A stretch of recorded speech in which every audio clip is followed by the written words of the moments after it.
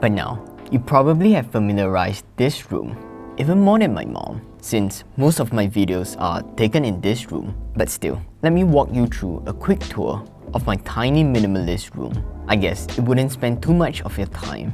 Let me start by showing you the size of my room. It's 12.3 square meter or 130 square foot.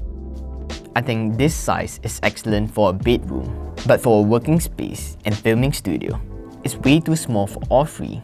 But you know what? I just gotta do what I gotta do. My desk setup. This is where I spend more than half of my day because I'll be editing and writing. Honestly, it's nothing fancy. I have this affordable IKEA desk which I have used it for more than 4 years now, and it's wearing out quickly. Actually, it's already worn out. My desktop is underneath the table. I have a dry cabinet at the side. You know, Singapore is exceptionally humid, so I need to prevent my filming gear from molding. Other essential tools are on my desk. A calendar and a lamp at the side. I also have a trailing plant on top. It's one of the oldest plants I have that is still alive. But back to the workspace. It's not something that I'm proud of, especially the power supply exposing at the side. But oh well, I shall censor it to prevent discomfort for your eyes. Maybe I should do a separate video on my desk setup for productivity. Now, to my TV and gym corner. Let's start with the TV. I have to be honest, it's rarely used. The only time it's in use is during the weekends, when I watch shows with my girlfriend, or when my friends are here. And I'm still contemplating if I should remove it. Underneath the TV is a shelf, and let's start from the right. It's where I keep most of the commonly used cables. So when I'm working on my desk, I can easily turn my body for quick access.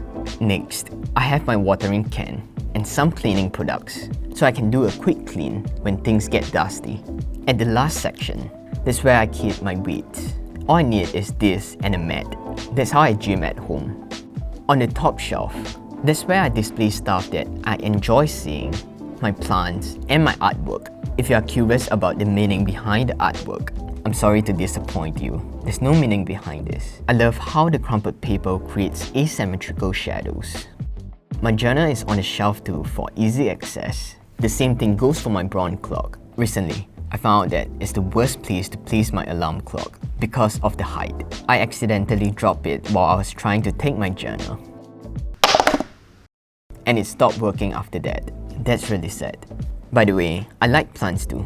I used to have way too many of them in such a small space. They were obstructing my workflow, so I've decided to remove some of them and keep only 5.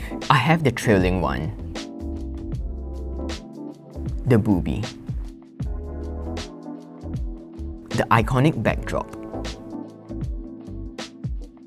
the perfect overhead,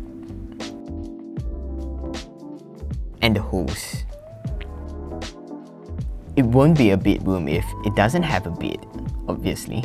My bed is something I take pride on. My minimalist pride is a bed without a bed frame. And there's nothing as minimal as this in this room. Other than using it as a minimalist joke all the time, sleeping on the floor doesn't affect me much. But I have to break the news to you.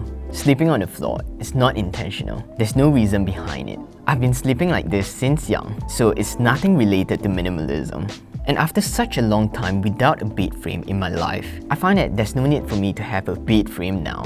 Of course, there are some cons sleeping on the floor. First, I can't have extra storage to keep things underneath.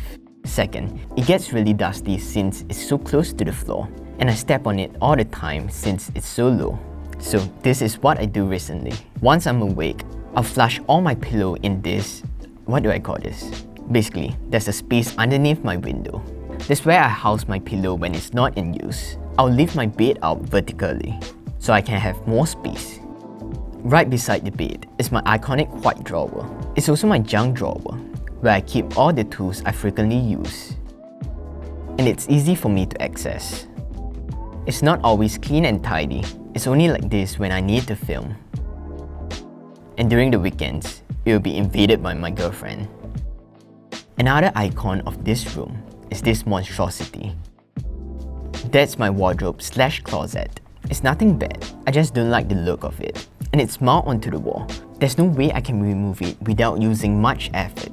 Honestly, I have no idea how to remove this. It has been here for 23 years, so I try to ignore the wear and tear, and I hide everything in it, anything that is unpleasant. All my clothes are in the first cabinet. It might seem messy now, but let me assure you, it will be worse when my girlfriend is here, especially the skincare area. I don't have much clothes, so I keep some of my filming tools here as well. My girlfriend stays here during the weekends, so I have another set of mattress and pillow kept in this cabinet. It also hides my tripods, books, and additional tools that serve me. I'm not that tall, so what I kept on the top cabinets are things that I rarely touch. Sometimes I'm amazed by what I kept there.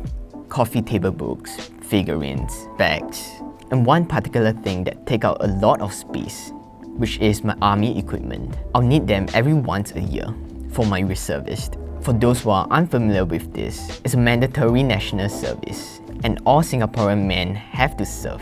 My next cycle will be next year, and I'll probably have another 10 years to go, so it'll be with me for quite some time. And now, to the unseeable things in my room. First will be this massive C-stand. It's extremely beneficial for my overhead shot, but it takes out a lot of space. I have to keep it at one corner of my room. I have a light dome, which is way too huge for my room, so I have to keep it once I'm done filming. If not, this will happen.